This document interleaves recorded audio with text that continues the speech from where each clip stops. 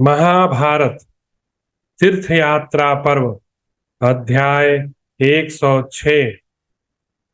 राजा सगर का संतान के लिए तपस्या करना और शिव जी के द्वारा वरदान पाना। लोमस जी कहते हैं, राजन, तब लोक पितामह ब्रह्मा जी ने अपने पास आए हुए सब देवताओं से कहा, देवगण, इस समय तुम सब लोग इच्छा अनुसार अभीष्ट स्थान को चले जाओ। अब दीर्घ काल के पश्चात समुद्र फिर अपनी स्वाभाविक अवस्था में आ जाएगा।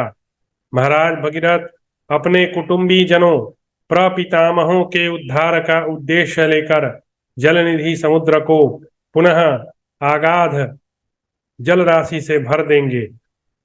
ब्रह्मा जी की यह बात सुनकर संपूर्ण श्रेष्ठ देवता अवसर की प्रतीक्षा करते हुए जैसे आए थे वैसे ही चले गए। युधिष्ठिर ने पूछा, ब्राह्मण, भगीरथ के कुटुंबी जन समुद्र की पूर्ति में निमित्त क्यों कर बने?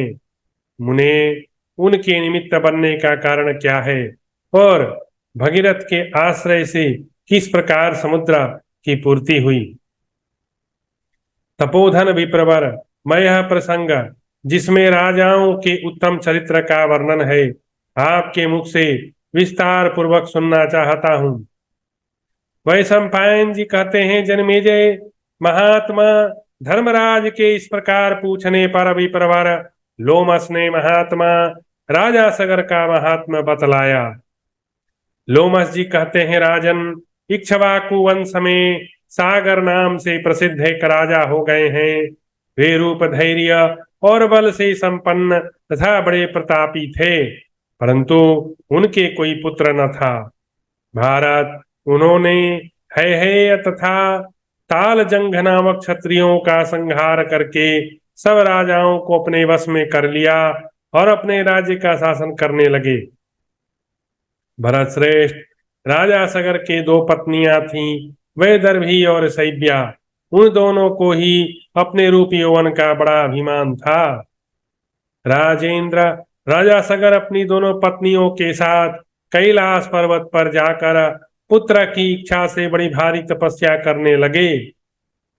योग युक्त होकर महान तप में लगे हुए महाराज सगर को त्रिपुर नाशक, त्रिनेत्रधारी शंकर, भव ईशान शूलपाणी, पिनाकी त्रयंबक, उग्रेश, बहुरूप और उमापति आदि नामों से प्रसिद्ध महात्मा भगवान शिव का दर्शन हुआ।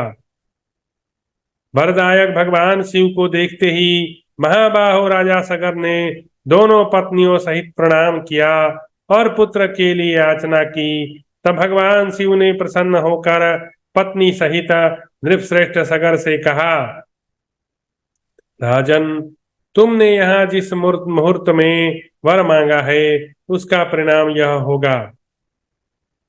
नरश्रेष्ठ, तुम्हारी एक पत्नी के गर्भ से अत्यंत अभिमानी 60,000 शूरवीर पुत्र होंगे, परंतु वे सब के सब एक साथ नष्ट हो जाएंगे।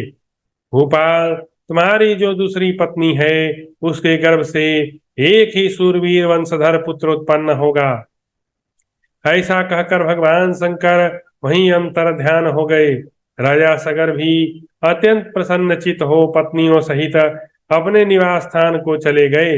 नरश्रेष्ठ, तदनंतर उनकी ये दोनों कमल नयनी पत्नियां वैदर्भी और शैब्या गर्भवती हुई। फिर समय आने पर वैदर्भी ने अपने गर्भ से एक तुम्बी उत्पन्न की और शैब्या ने देवता की समान सुंदर रूप वाले एक पुत्र को जन्म दिया। राजा सगर ने उस तुम्बी को फेंक देने का विचार किया। इसी समय आकाश में एक गंभीर वाणी सुनाई दी, राजन, ऐसा दुस्साहस न करो। अपने इन पुत्रों का त्याग करना तुम्हारे लिए उचित नहीं।